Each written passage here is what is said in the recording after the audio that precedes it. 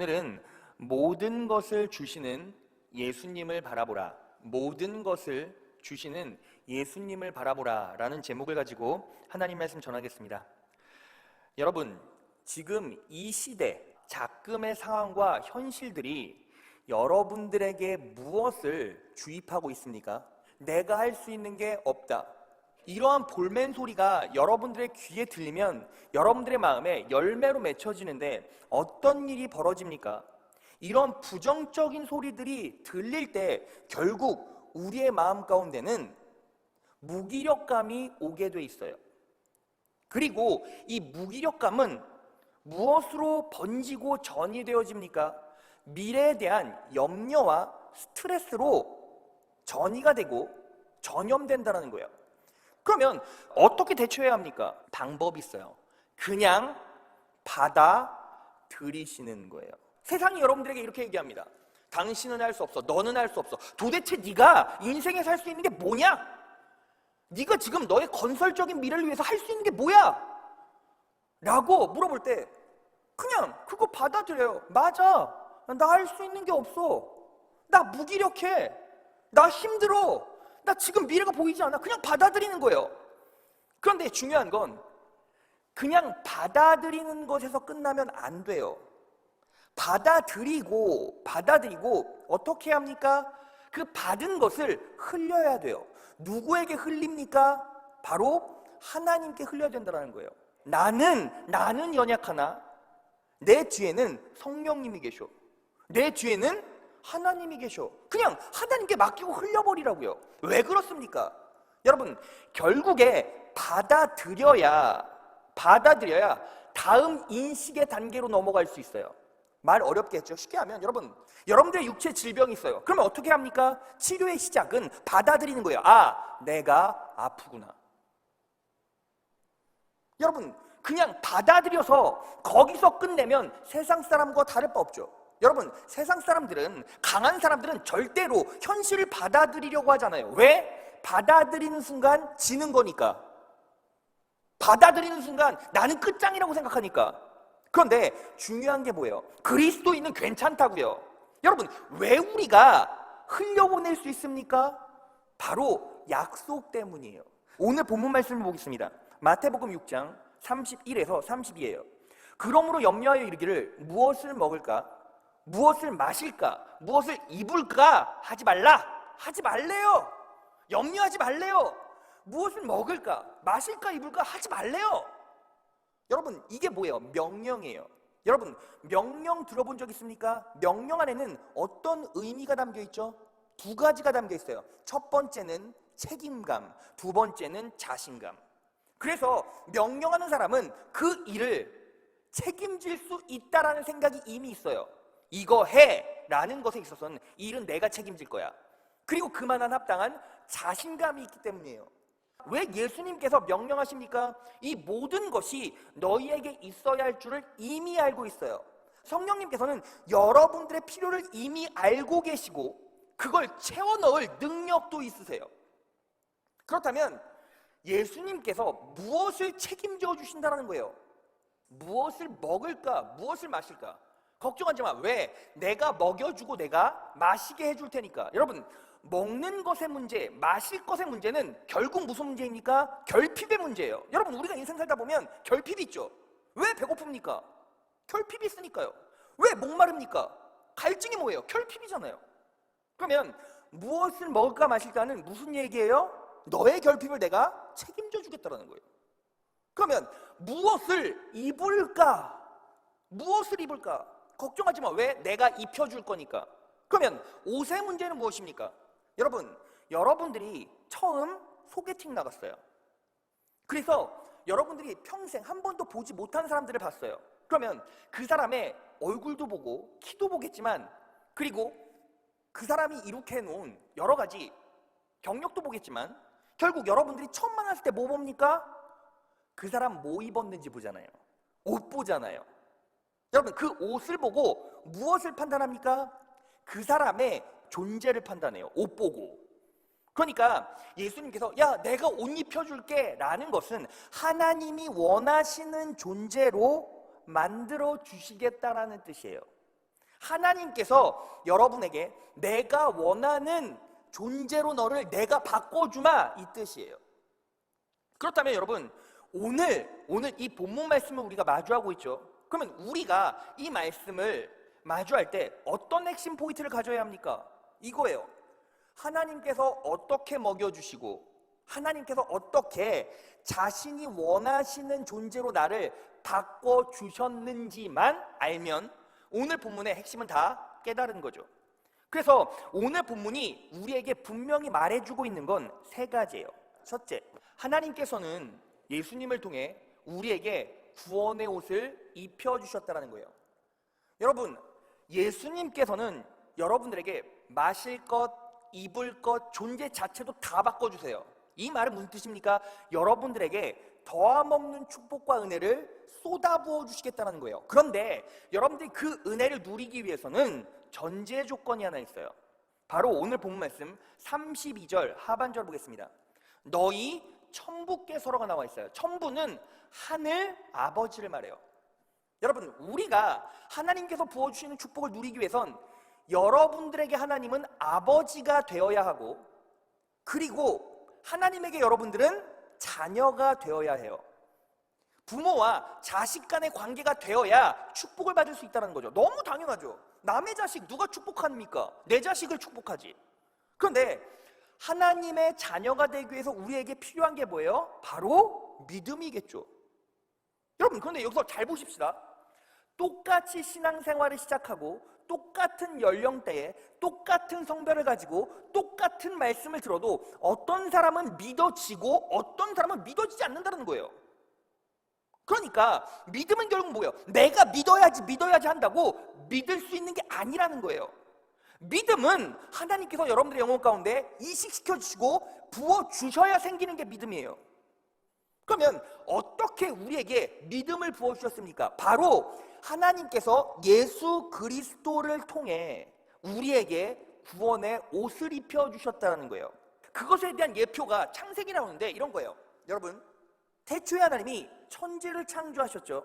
아담과 하와를 창조하셨어요. 창조하고 나서 그에게 더함없는 축복을 막 쏟아부어 주시는 거예요. 그러니까 아담과 하와는 할 게 뭐밖에 없어요? 즐기고 누릴 것밖에 없었죠. 그런데 하나님께서 이 태초의 인간에게 명령하신 게 있어요. 뭐냐면 동산 중앙에 있는 선악과를 먹는 날엔 정령 죽으리라 라고 명령하셨어요. 여러분, 이 죽음에는 세 가지 정확한 의미가 담겨 있어요. 첫 번째는 생물학적 죽음이에요. 수명을 다하면 죽는다는 거죠. 두 번째는 축복의 자리에서 저주의 자리로 가게 돼 있어요. 여러분, 그래서 어떤 일이 벌어집니까? 죽도록 일해야 되는 거예요. 그리고 세 번째가 무엇입니까? 가장 중요한데 영적 파멸이에요. 죽어서 지옥 간다는 거죠. 근데 여러분, 가만히 생각해 봅시다. 아담과 하와가 정령 죽으리라 했는데 선악과를 따라서 먹었어요. 그러면 그들은 죽어야죠. 생물학적으로도 죽고, 그리고 축복의 자리에서 저주의 자리로 가야 하고, 영적으로 파멸돼서 지옥 가야 돼요. 그런데 이 세 가지 의미 가운데 아담과 하와 가운데 실행된 것은 두 가지밖에 없어요. 첫 번째, 생물학적 죽음. 아담은 930세에 죽어요. 그리고 두 번째, 에덴 동산에서 쫓겨났죠. 축복의 자리에서 저주의 자리로 갔어요. 그런데 이 세 번째, 아담과 하와는 지옥 갔습니까? 아니요. 어떤 신학자, 주경학자도 아담과 하와는 지옥 갔다라고 얘기하잖아요. 왜 그렇습니까? 바로 창세기 3장 21절의 은혜 때문이에요. 여호와 하나님이 아담과 그 아내를 위하여 가죽옷을 지어 입히시니라 라고 나와 있어요. 여러분, 아담과 하와가 선악과를 따서 먹었을 때 어떤 일이 벌어졌죠? 창세기 3장 7절. 이에 그들의 눈이 밝아 자기들의 몸이 벗은 줄을 알고 무화과 나무 잎을 엮어 치마하였더라. 여러분, 선악과를 따서 먹자마자 눈이 밝아졌어요. 이 말은 무슨 뜻이냐면 죄를 인식할 수 있게 되었다는 거예요. 죄를 인식할 수 있게 되자 부끄러움과 수치를 볼 수 있게 되자 자기 자신의 몸이 벗은 줄을 알고 무화과나무 잎을 엮어서 치마를 만들어서 입었어요. 그런데 이 무화과나무 잎을 엮어서 치마를 해서 입었다라는 것은 자기의 수치, 죄를 가리려는 인간의 시도예요. 하지만 이 무화과나무 잎으로 만든 치마는 햇빛이 비추면 어떻게 됩니까? 햇빛에 말라서 다 으스러지고 부서지죠. 수치가 다시 드러나요. 결국에는 그들이 아무리 자신의 노력과 힘으로 자신의 수치, 죄를 가리려고 해도 절대로 죄를 가릴 수 없다라는 거예요. 그래서 하나님께서 아담과 하와에게 무엇을 입히셨습니까? 가죽옷을 지어 입히셨다라는 거예요. 여러분, 가죽옷을 입히셨다는 전제는 무엇입니까? 가축 하나가 피를 흘려 죽었다라는 거예요. 그런데 이 가죽옷을 누가? 하나님이 직접 손수 지어 입히셨어요. 여호와 하나님이 아담과 하와, 죄 지은 태초 인류를 위하여 가축의 생명을 죽이시고 피를 흘리게 하시고 그래서 그 옷을 지어 입히셨다라는 거예요. 그러면 이 가죽옷은 결국 누구를 예표합니까? 예수 그리스도를 예표한다라는 거예요. 여러분, 그래서 이 무화과나무로 만든 치마는 하고르라고 말해요. 하고르. 이 하고르는 여러분 정확하게 말하면 여름에 해수욕장 가면 자매들이 비키니 딱 입지 않습니까? 형제들은 상상하지 마시고요.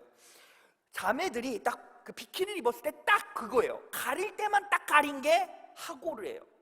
그런데 가죽 옷, 케토네트라는 것은 겨울에 입는 코트를 말해요. 그러니까 이 가죽 옷은 인간의 수치를 영원히 그리고 모두 가릴 수 있다는 거예요. 그러니까 결국 가죽 옷은 그분이 십자가에 못 박혀 돌아가심으로 우리의 죄는 영원히 그리고 모든 죄를 다 그분이 덮어내셨다는 거예요. 그래서 결국 무엇입니까? 예수님께서 십자가에 못 박혀 돌아가심으로 그분이 나의 어떤 옷이 되셨다? 가죽옷, 구원의 옷이 되셨다라는 거예요. 믿으십니까? 그래서 로마서 13장 14절 주 예수 그리스도로 옷을 입으십시오. 정욕을 채우려고 육신의 일을 꾀하지 마십시오. 바울이 뭐라고 말했습니까? 정욕을 채우려고 육신의 일을 도모하지 않기 위해서는 뭐 해야 된다고요? 그리스도로 옷 입어야 된다고요. 그런데 여러분, 우리는 이미 어떻게 되었습니까? 예수 그리스도로 옷 입었다라는 거예요. 예수님께서 십자가에 못 박혀 돌아가심으로 우리의 죄는 전부 다 사해졌어요. 그러면 왜 예수님께서 우리 대신 죽으시고 구원의 옷으로 우리를 덮어주셨습니까? 왜 우리가 예수 그리스도를 통해서 구원의 옷을 입었죠? 초도로 돌아와서 자녀 삼기 위해서, 놀라운 축복을 쏟아 부어주시기 위해서 예수님께서 돌아가셨고, 하나님께서 손수 그분의 심장에 칼을 꽂으시고 피를 내셔서 우리를 덮어주셨다는 거예요. 그러므로 우리는 무엇을 인식해야 합니까? 언제나 나는 지금 저주의 자리에 있는 사람입니까? 패망의 자리에 있는 사람입니까? 실패의 자리에 있는 사람입니까? 아니요, 그렇지 않다는 거예요. 여러분은 어떤 자리에 있습니까? 축복의 자리에 있어요. 자녀의 자리에 있어요. 능력의 자리에 있어요. 믿음의 자리에 있어요. 믿으십니까? 이미 그건 예수 그리스도의 십자가를 통해 실현됐다는 거예요. 그걸 온전히 내가 예수 그리스도를 통해 구원받은 자녀라면 그것 하나는 온전히 인식하고 있어야 된다는 거예요. 하나님께서는 여러분들에게 먹을 것을 채워주시길 원하시고, 입을 것 채워주길 원하시고, 마실 것 채워주길 원하세요. 여러분들의 결핍을 전부 다 채워주길 원하신다는 거예요. 그러면 우리는 자녀된 자로서 내가 예수 그리스도라는 구원의 옷을 입고 있구나 라는 사실을 온전히 인식해야 된다는 거예요. 믿으십니까? 그러한 믿음으로 살아가시는 여러분 되시기를 진심으로 축원합니다. 자, 둘째, 내일 불구덩이에 던져진다 해도 예수님께서 의의 옷이 되어주신대요. 여러분, 오늘 본문 말씀 보면 이렇게 나와 있어요. 오늘 있다가 내일 아궁이 불 속에 던져지는 들풀도 하나님께서 이렇게 입히시거든. 하물며 너희일까 보냐 이 믿음이 작은 자들아 라고 말하고 있어요. 여러분, 이 말은 바꿔 말하면 무슨 뜻입니까? 아궁이 불 속에 던져지는 들풀보다 너희는 훨씬 더 나은 존재야. 그런데 왜 두려워하느냐, 왜 염려하느냐 이 말이죠. 여러분, 여러분들은 들풀보다도 귀하고 들풀보다도 영광스러운 존재잖아요. 그럼에도 불구하고 왜 우리는 아궁이에 들어가는 고통 속에서도 그러한 방불한 고통이 우리의 인생의 조짐으로 나타날 때면 왜 우리는 매번 염려하고 스트레스에 쌓여 살아갑니까? 이유는 간단하죠. 여기서 믿음이 없는 자식들아 라고 말하지 않아요. 믿음이 작은 자들아 라고 말해요. 여러분, 우리는 믿음이 없어서 그런 것이 아니라 믿음이 작아서 그래요. 여러분, 우리의 믿음을 온전히 내 삶에 작용시키면 결국 어떻게 됩니까? 우리의 인생이 지금 구덩이에 던져지는 들풀과 같은 인생이라고 할지라도 어떻게 됩니까? 하나님께서 보호해 주신다고요. 하나님께서 책임져 주신다고요. 이것에 대한 예표가 어디 나와 있습니까? 다니엘서에 나와요. 여러분, 제가 먼저 배경을 설명해 볼까요? 바벨론의 느부갓네살 왕이 금신상을 만들었어요. 그리고 두라 평지에 세워놓고 많은 사람들에게 야, 다 절해라 라고 말해요. 그런데 다니엘의 세 친구는 절하기를 거부해요. 저는 절할 수 없습니다. 차라리 저를 죽이십시오. 그냥 불구덩이에 넣어보던가. 그래서 어떻게 합니까? 그냥 불구덩이에 던져버려요, 이 세 명을. 그런데 하나님께서 어떻게 역사하십니까? 다니엘서 3장 23에서 27절이에요 사드락과 메삭과 아벳느고 세 사람은 묶인 채로 맹렬히 타는 화독 속에 떨어졌다. 여러분, 내일 아궁이에 던져질 들풀과 같은 인생이었고 실제로 던져졌죠. 24절, 그때 느부갓네살 왕이 놀라서 급히 일어나 모사들에게 물었다. 우리가 묶어서 화독 불 속에 던진 사람은 셋이 아니더냐? 그들이 왕에게 대답하였다. 그러합니다, 임금님. 25절, 왕이 말을 이었다. 보아라, 내가 보기에는 네 사람이다. 모두 결박이 풀린 채로 화덕 안에서 걷고 있고 그들에게 아무런 상처가 없다. 더욱이 넷째 사람의 모습은 신의 아들과 같다. 26절, 느부갓네살 왕이 활활 타는 화덕 어기로 가까이 가서 소리쳐 말하였다. 가장 높으신 하나님의 종 사드락과 메삭과 아벳느고는 이리로 나오너라. 그러자 사드락과 메삭과 아벳느고가 불 가운데서 나왔다. 27절, 지방 장관들과 대신들과 총독들과 왕의 측근들이 모여서 이 사람을 보니 그 몸이 불에 상하지 않고 머리털도 끌리지 않고 바지의 색깔도 변하지 않고 그들에게서 불에 탄 냄새도 나지 않았다. 여러분, 이게 무슨 뜻입니까? 그냥 아예 불에 안 들어간 사람처럼 보호받았다는 거예요. 그런데 그들은 불에 들어갔잖아요. 그러면 어떻게 된 것입니까? 바로 이 네 번째 사람, 느부갓네살 왕이 봤던 이 네 번째 사람이 타지 않도록, 냄새나지 않도록 머리부터 발끝까지 깨끗하게 뭐 했다라는 거예요? 보호했다라는 거예요. 바꿔 말하면 그 넷째 사람이 이 다니엘의 세 친구의 방화복이 되어 주었다라는 거예요. 믿으십니까? 그런데 그 넷째 사람의 모습이 어땠어요? 25절로 돌아가겠습니다.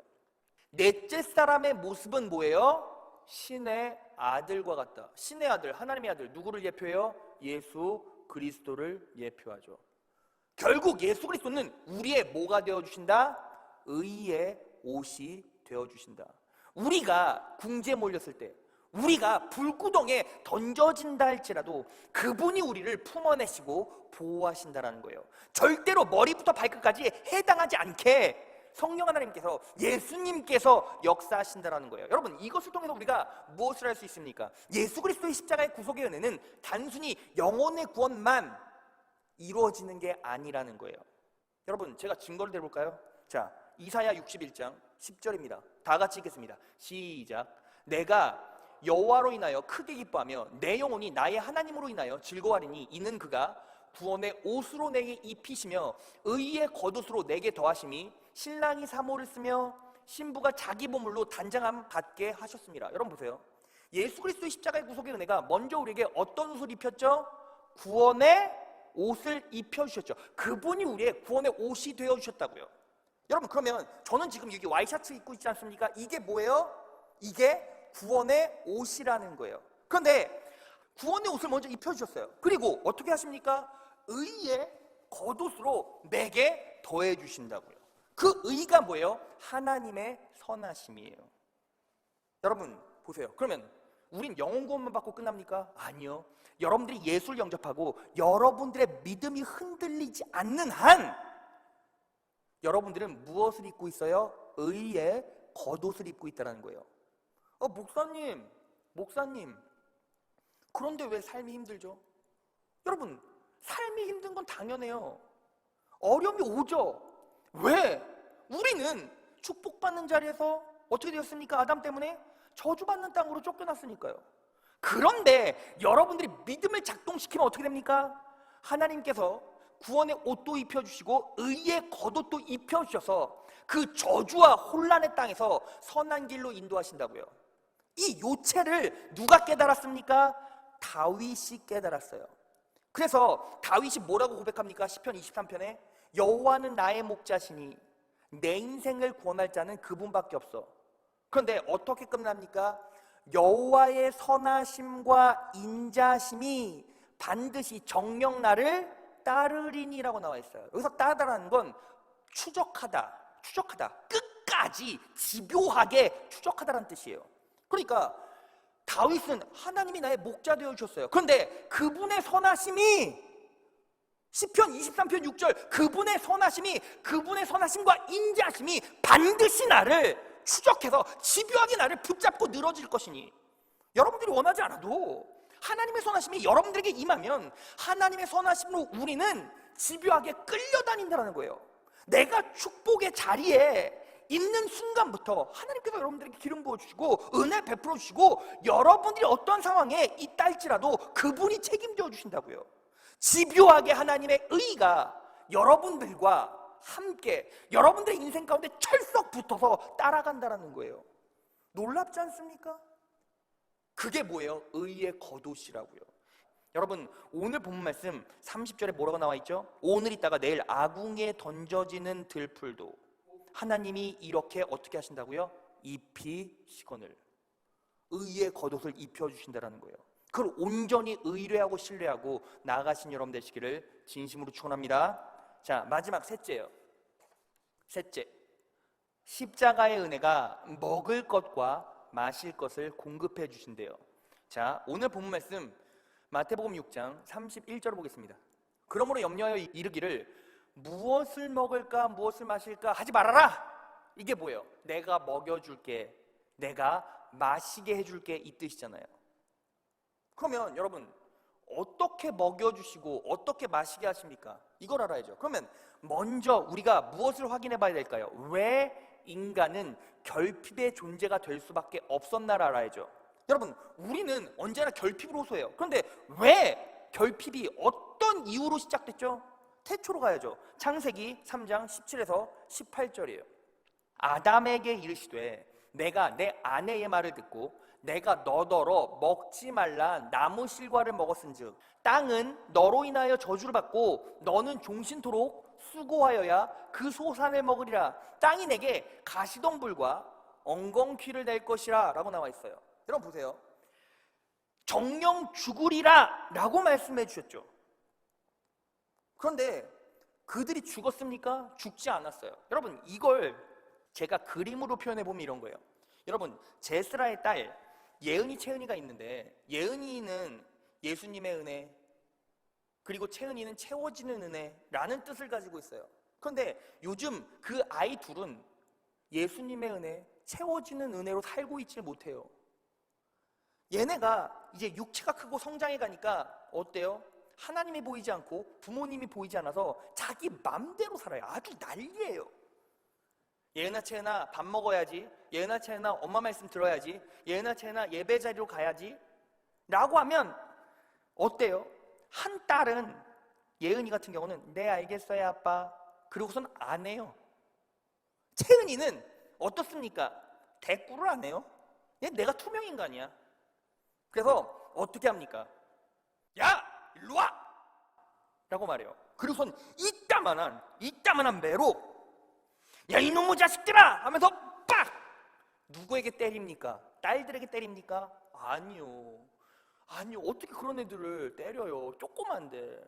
그러니까 예은이, 채은이가 이렇게 둘이 서 있으면 예은이, 채은이를 때리는 게 아니라 예은이, 채은이 옆에 있는 책상을 빡 때리는 거예요. 그럼 애들이 놀라요. 지금 이 그림인 거예요. 아담과 하와가 죄를 졌어요. 너네 먹는 날엔 정령 죽어? 했는데 먹었죠. 이제 혼나야 돼요. 그런데 하나님께서는 차마 아담과 하와에게 저주를 내릴 수가 없는 거예요. 그래서 매를 들고 어디를 때려? 땅을 때린 거예요.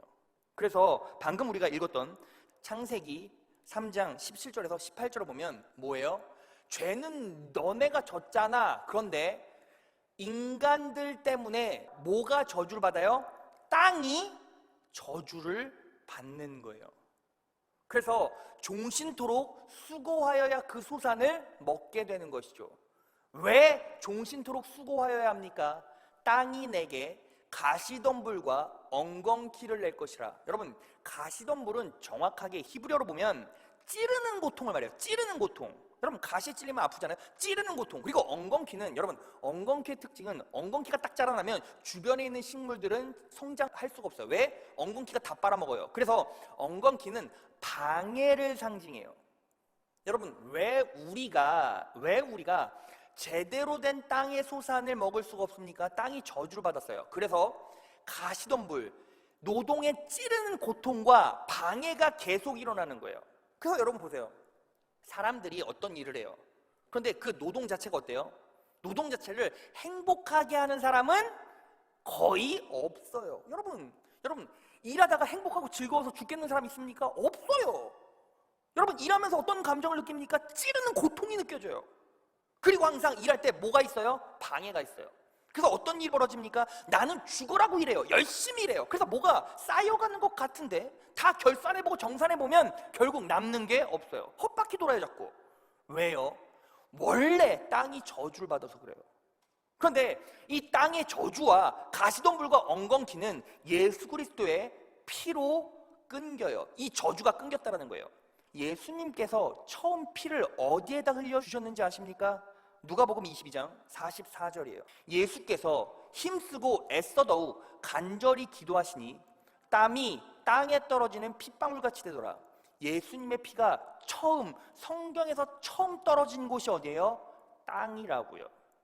그래서 결국 이것은 무엇을 예표합니까? 예수 그리스도의 십자가의 구속의 은혜가 땅의 저주를 끊어냈다라는 거예요. 그럼 목사님, 가시덤불과 엉겅퀴는요?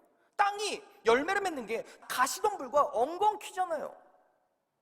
그러면 이 가시덤불과 엉겅퀴는 어떻게 해결했을까요? 자, 마지막 그림 하나 보여주세요. 여러분, 이게 무엇입니까? 바로 예수님의 십자가 도상에서의 모습이에요. 예수님께서 피를 흘려주셔서 저주가 다 끊어졌죠. 죽음의 저주, 땅의 저주가 다 끊겼어요. 그런데 예수님께서 지금 머리에 무엇을 짊어지고 있습니까? 가시 덤불을 짊어지고 계세요. 예수 그리스도의 십자가의 구속의 은혜가 무엇을 말하는지 아십니까? 바로 땅의 저주, 노동의 고통, 가시덤불의 저주, 방해를 예수님께서 스스로 홀로 머리로 짊어지셨다라는 거예요. 결국 무슨 뜻입니까? 예수 그리스도의 십자가의 구속의 은혜 가운데는 모든 것들이 다 집약되어 있다는 것이죠. 말씀 정리해 보겠습니다. 여러분, 오늘 본문의 제목이 뭐죠? 모든 것을 주시는 예수님을 바라보라는 거예요. 예수님께서 어떻게 모든 것들을 다 주실 수 있습니까? 예수님께서 십자가에 못 박혀 돌아가셨어요. 그리고 허물이 벗겨지고 껍데기가 벗겨지고 선혈이 낭자한 모습으로 그렇게 처절하게 돌아가셨죠. 무엇 때문에? 우리에게 옷 입혀주시려고. 어떤 옷을 입혀주셨습니까? 아담과 하와에게 가죽 옷이 입혀졌던 것처럼 우리에게 구원의 옷이 입혀졌어요. 그래서 우리는 그분의 자녀가 되었고 축복의 자리로 가게 되었습니다. 그것을 믿음으로 소유한 자는 이제 무엇을 입게 되었어요? 겉에 의의 옷을 입게 되어졌어요. 믿음으로 소유할 수 있습니다. 여러분 보세요. 오늘 본문에 예수님께서 뭐라고 질책하십니까? 믿음이 없는 자들아? 아니요, 믿음이 작은 자들아. 여러분, 이 자리에 앉아있는 청년들, 성도분들은 다 어떤 분입니까? 믿음이 있는 분이에요. 성령 하나님의 역사가 있었기에 이 자리에 왔죠. 그러면 여러분들은 뭐 해야 합니까? 받은 믿음을 키워내야 하는 책임과 필요가 있어요. 여러분들은 어떻게 살아가고 계십니까? 여러분, 왜 우리가 흔들리고 있죠? 믿음이 없는 게 아니라 믿음이 작아서 그렇죠. 예수님께서 십자가에 못 박혀 돌아가시고 땅의 저주를 끊어내시고, 그리고 노동의 고통, 찌르는 고통과 방해를 다 자신의 머리로 짊어지셨어요. 그러면 우리는 뭐 하면 됩니까? 그분 안에서 안식하면 돼요. 그분을 바라보기만 하면 돼요. 여러분들이 언제나 눈을 감고 잠을 잘 때마다 여러분들의 머리 가운데, 여러분들의 심장 가운데 예수 그리스도의 십자가가 서 있고 그분의 피가 흘러야 돼요. 왜? 나는 그분의 자녀니까. 우리 아버지의 아들이기 때문에 그분의 피가 나에게 흘러요. 여러분들은 하나님의 자녀이기 때문에 예수의 피가 여러분들의 심장과 인생 가운데 흘러요. 그 피는 저주를 다 끊어냈고, 그 피는 하나님의 영광이 되셨고 여러분들에겐 축복과 은혜가 되었어요. 여러분, 지금 여러분들은 무엇을 바라보고 무엇을 의지하고 있습니까? 예수 그리스도의 십자가를 묵상하십시오. 그 십자가가 여러분들에게 무엇을 의미하는지를 곱씹고 소화하십시오. 그 십자가의 놀라운 능력과 은혜가 여러분들의 인생 가운데 임하기 시작할 때 더 이상 저주와 낭만과 좌절은 여러분들 것이 아닙니다. 그렇게 말씀 붙잡고 살아가셔서 하나님의 놀라운 평안과 부요하심과 능력을 믿음으로 소유하는 여러분 되시기를 진심으로 축원합니다.